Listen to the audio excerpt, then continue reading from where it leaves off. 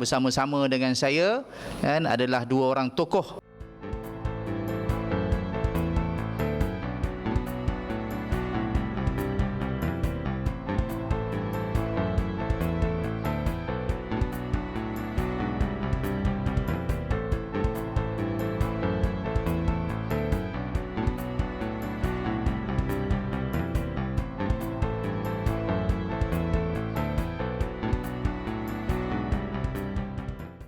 Bismillahirrahmanirrahim. Assalamualaikum warahmatullahi taala wabarakatuh.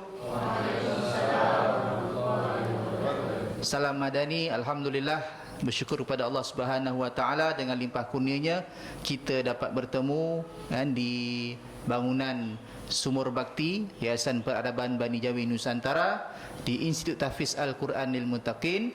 Jadi alhamdulillah bersama-sama dengan saya adalah dua orang tokoh yang akan membicarakan tentang tajuk ataupun topik yang penting untuk melatih diri kita, mengenal, mendidik diri kita, mengetahui tentang apa itu ibadah kurban.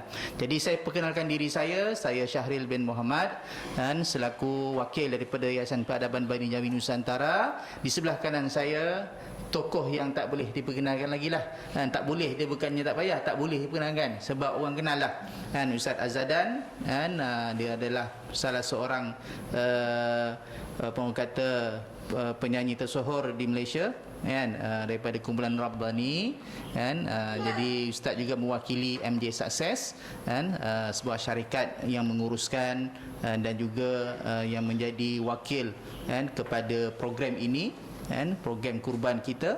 Dan di sebelah kiri saya Encik Muhammad Alif bin Muhammad Razuki daripada Persatuan Belia Masjid Selangor, yang juga salah seorang tokoh yang boleh membicarakan sebab beliau berada di lapangan dah berapa tahun dah dalam urusan ibadah kurban. Baik, InsyaAllah, jadi kita terus kepada sesi kita pada hari ini bersempena dengan program National Training Week. Apa itu National Training Week? Itu bahasa Jawa. Bahasa Melayu apa? Minggu Latihan Kebangsaan, anjuran HRDC, salah satu agensi di bawah Kementerian Sumber Manusia. Betul ya? Alhamdulillah. Jadi insya-Allah dengan latihan yang kita julung-julung kali diadakan di sini, mudah-mudahan kita mampu istiqamah dan mampu menyampaikan mesej apa itu kurban dan bagaimana untuk berkorban. Dan ini adalah contoh program yang kita laksanakan. Jadi insya-Allah saya terus untuk slot bola bicara ini, saya nak bertanyalah kepada Ustaz Azzadan dulu. Boleh Ustaz? Oleh alhamdulillah. Dia tak ada soalan peribadi. Ni soalan terus kepada secara ringkas, boleh tak kongsikan kepada kita berkenaan ibadah kurban? Silakan Ustaz. Okay, alhamdulillah. Assalamualaikum warahmatullahi taala wabarakatuh. Waalaikumsalam. Yang dikasihi Ustaz Syahril dan sahabat kita, dan semua adik-adik, abang, kakak, ustaz, ustazah di Yayasan Peradaban Jawi Nusantara dan juga Mak Tahfiz ini. Terima kasih atas undangan ini. Saya bukanlah ustaz sangat, baru nak start.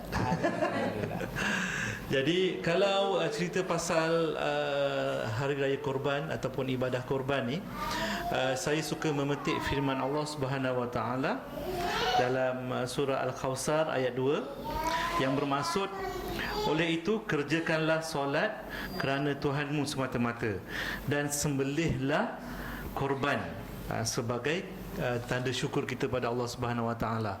Jadi kita semua maklum bahawa hari raya Aidil Adha ataupun ibadah korban ni adalah sejarah Nabi Allah Ismail dan Nabi Allah Ibrahim. Jadi Allah nak tunjuk, Allah nak uji betul-betul Nabi Allah Ibrahim tu dari sudut tauhidnya. Hari Raya Aidil Adha ni adalah tauhid kita pada Allah Subhanahu Wa Taala, sejarah dia.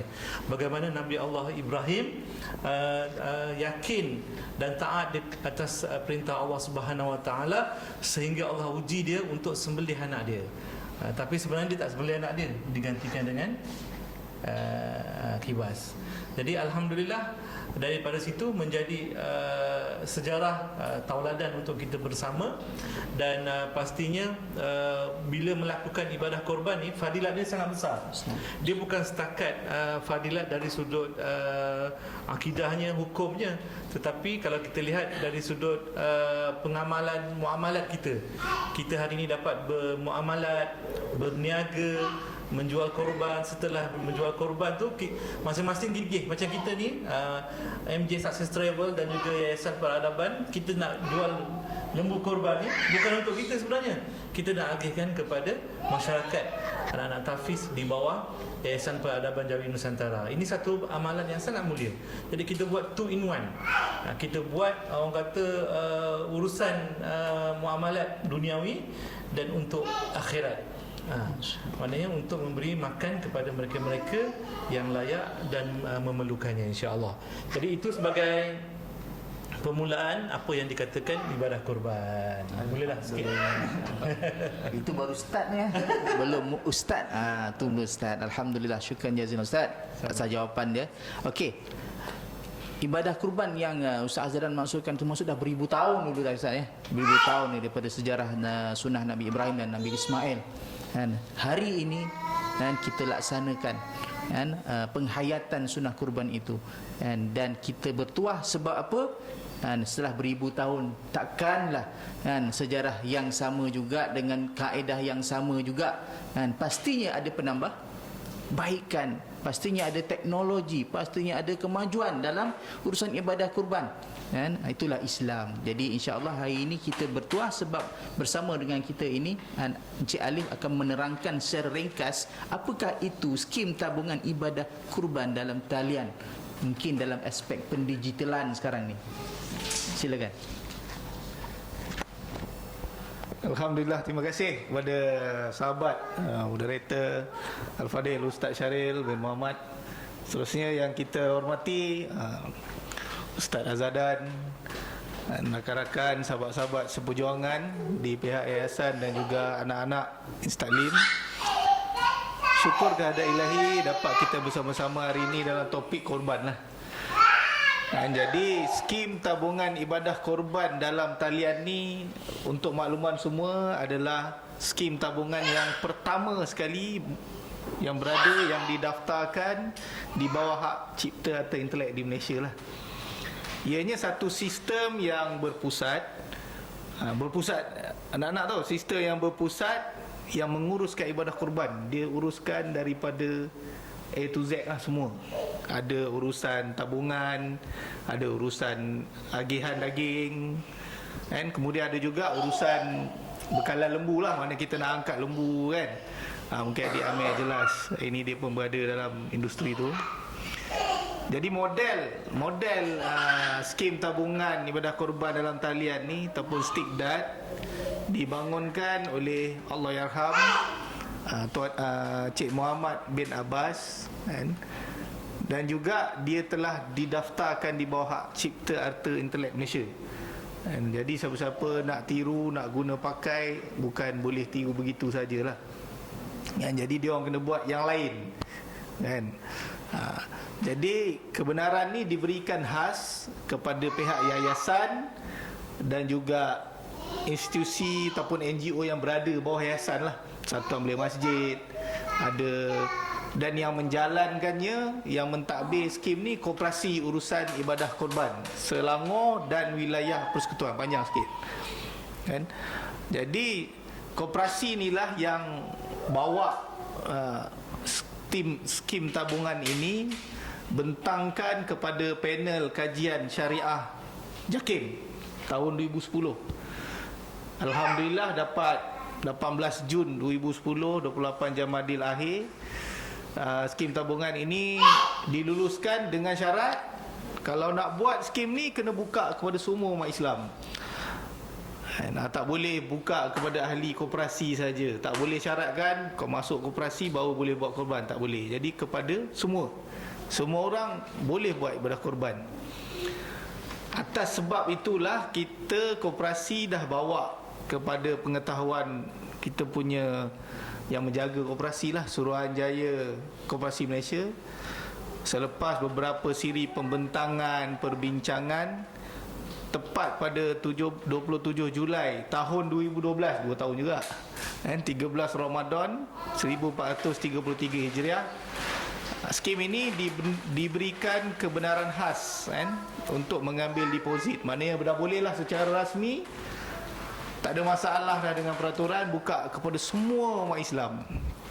Jadi sekarang semua umat Islam 18 tahun ke atas yang ada akaun bank boleh menabung lah. Siapa yang anak-anak kalau bawah 18 kena gunakan nama ibu bapa lah untuk menabung kan. Jadi skim ini sekarang ini dia punya harapan untuk dilaksanakan, dan sebabkan dia merupakan asas kepada sistem tabungan yang menjadi dasar kepada pembinaan sistem kewangan Islam yang mampan. Jadi itu kita punya harapan untuk kita gerakkan dan laksanakan skim inilah. Jadi itu sebesikit lah Ustaz. Secara ringkas, nak panjang lagi boleh, tapi cukup lalu rasanya kan untuk ni. Kembali kepada sahabat insyaAllah.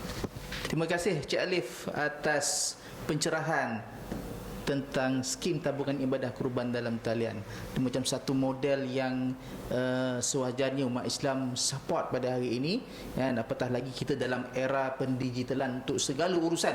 Baik, ini berkenaan tentang bagaimana nak menjayakan ini pula, dan menjayakan dia antara intipati kerjaan program ini pastinya kena membanyakkan program, dan MJ Success bersama dengan yayasan ingin melaksanakan satu program yang sebenarnya juga akan support istiqdad ini, dipanggil program Kurban Hufaz, yang sebagai Ustaz sebut tadi itu, yang akan membantu perekonomian, membantu dari sudut sumber makanan untuk mak-mak tahfiz dan anak-anak tahfiz kita, rumah anak yatim dan sebagainya. Jadi apakah aspirasi MJ Success sendiri bagi tuntutan ibadah kurban ini, Ustaz? Okey, alhamdulillah. Sebenarnya kerjasama antara MJ Success dan juga Yayasan Peradaban Jawi Nusantara satu perkara yang saya sendiri sangat tertarik, dan saya biasanya kalau program-program macam ni kita akan libatkan kumpulan Rabbani insya-Allah. Jadi sebagai satu aspirasi itu kita ingin melihat perkembangan dakwah di Malaysia itu. Dakwah ni dia luas, bukan setakat orang kata menyampaikan ceramah-ceramah agama di masjid dan surau, tetapi dalam bentuk muamalah. Lebih-lebih lagi ibadah kurban ni antara satu amalan yang dituntut. Jadi bila kita melakukan, walaupun dia hanya ibadah kurban hari raya Adha, tapi di situ sebenarnya titik pertemuan kasih sayang, hubungan silaturahim antara anak, mak ayah, keluarga dan sebagainya, fakir miskin. Kita dapat memberi manfaat kepada sahabat-sahabat kita yang sangat memerlukan. Dan kami bila saya lihat kerjasama ini, saya pun study Yayasan Peradaban Jawi Nusantara, aktiviti yang dijalankan sangat baik. Ianya memang mengambil peduli tentang insan-insan yang kita kena wajib kita raikan, khususnya anak-anak fakir miskin, anak yatim dan sebagainya. Jadi ini juga salah satu teori ataupun satu pembelajaran untuk kita semua.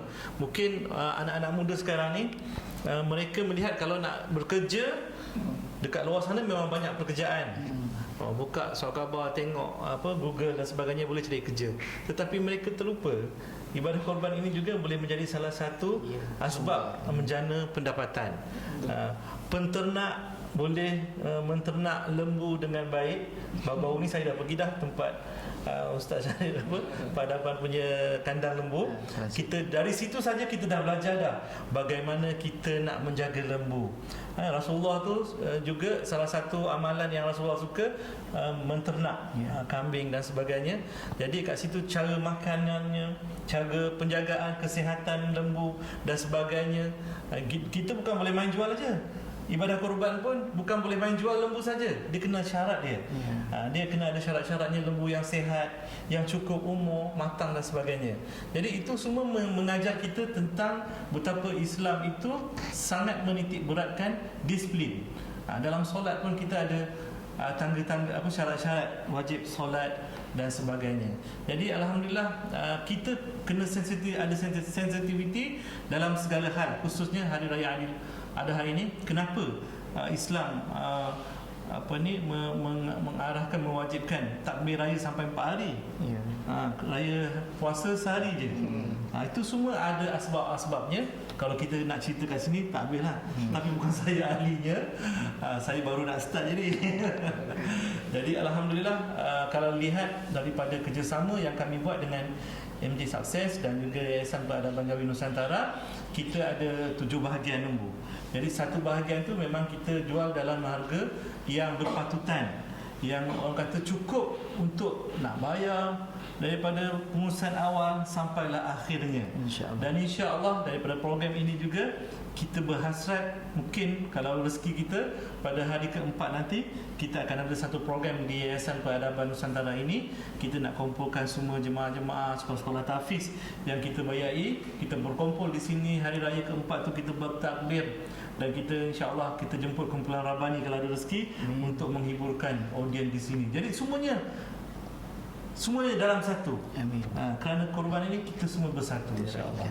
Jadi itu yang kami rasa, kalau mungkin sebelum ni kami punya misi kita berada dalam industri muzik tanah air, contohnya Rabbani. Untuk apa? Kita ingin menyampaikan hiburan mendidik jiwa. Kita ingin berdakwah melalui lagu dalam industri muzik. Tapi bila kita berada di platform korban ini, apa yang kita boleh bantu untuk ummah? Jadi benda yang sama juga, dalam skala yang sama, tapi mungkin caranya berbeza. Itu saja Ustaz.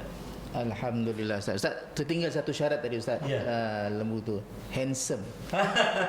Ustaz pergi dekat translate kami, handsome tak lembu tu? InsyaAllah. Handsome. Jadi insyaAllah. Amin. Jadi Ustaz, tadi program Kurban Hufaz ini kan Ustaz, ada rangkaian kami dekat Sabah tanya Ustaz, macam mana kami dapat tak? Okey. Bermaksud Ustaz, program ni tak boleh tahun ni Ustaz. Ya. Tahun depan dan berterusan. Tahun ni kita target 100 ekor. 100 ekor dan Tahun kita depan pun 1000 tak mampu, mungkin mudah-mudahan kita doa sama-sama, dan terima kasih juga pihak HRD kan memberi peluang platform ini sampaikan untuk panjang-panjangkan. Jadi terakhir kepada panel kita, Syekh Alif, bagaimana nak menyertai program Kurban Hufaz ni Ustaz? Panggil Ustaz juga. Bagaimana nak menyertai? Allah, ini soalan yang dinanti dan ditunggulah. Mudah saja. Untuk menyertai kita ada 3 kaedah lah. Pertama, pergi ke laman web ekorban7u.com.my, eq2u.com.my, dan cari program ibadah korban terkini dan buat carian Korban Hufaz. Type je Korban Hufaz. Kemudian yang kedua, layari laman web ekorban.co.unique.com. Yang ketiga, ni cara senang lah. Tak tahu nak buat semua ni, senang je, call je, hubungi urustia program Korban Hufaz. Nanti kita akan hantarkan poster, ataupun boleh menghubungi admin skim tabungan ibadah korban di talian 019 959 4313. Itu Ustaz, 3 cara mudah. Paling senang nombor 3 lah, call je, suruh dia buat semua, settle. InsyaAllah boleh. Okey Ustaz. Okey, nanti kita akan majukan poster lah kan dalam video ni insya-Allah kan, dalam salinan rakaman ataupun hebahan ini.